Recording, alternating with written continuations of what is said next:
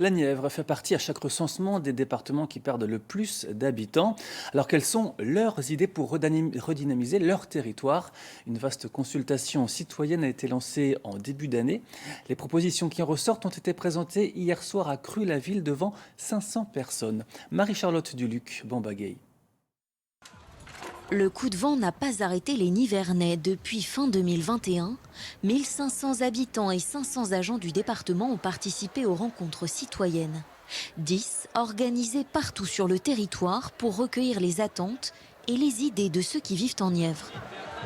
Une idée que j'ai donnée, c'est aussi plus d'activités pour les jeunes, aussi des logements pour les étudiants, plus de propositions pour les écoles, parce que forcément on n'a pas toujours des écoles à notre portée. Ça peut permettre un petit peu de démontrer aux maires, à tous ces politiciens, tout ça, que on a besoin d'eux pour pouvoir apprécier, pour pouvoir grandir dans tous ces petits villages qui ne veulent pas mourir, qu'il y a beaucoup de choses à faire.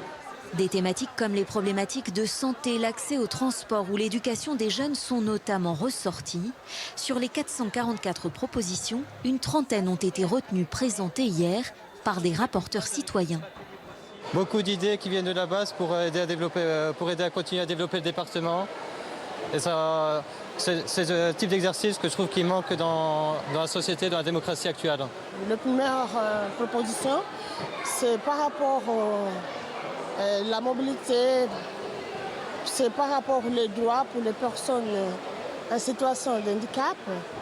Et aussi la deuxième proposition, c'est par rapport à la pénurie que nous avons des médecins. Les propositions devraient définir une partie des priorités du département. C'est en tout cas l'engagement de son président.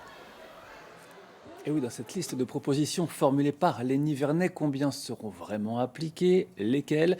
Marie-Charlotte Duluc, vous avez interrogé à ce sujet le président du conseil départemental.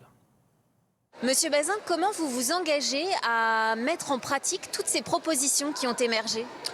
Tout simplement en continuant le même exercice durant toute la durée du mandat, en mettant en place une sorte de comité d'évaluation citoyen qu'on réunira chaque année, et puis en continuant à aller à la rencontre des territoires, soit sur des thématiques comme la jeunesse, qui est un sujet qui est beaucoup remonté, soit de manière plus générale sur l'avenir qu'on veut donner à ce département. Quelques exemples très concrets qui sont déjà mis en œuvre ou qui vont l'être bientôt? On peut parler surtout de la santé, où nous avons commencé à créer un centre départemental de santé qui sera installé dans les tout prochains mois, en tout cas avant la fin de l'année, dans le département.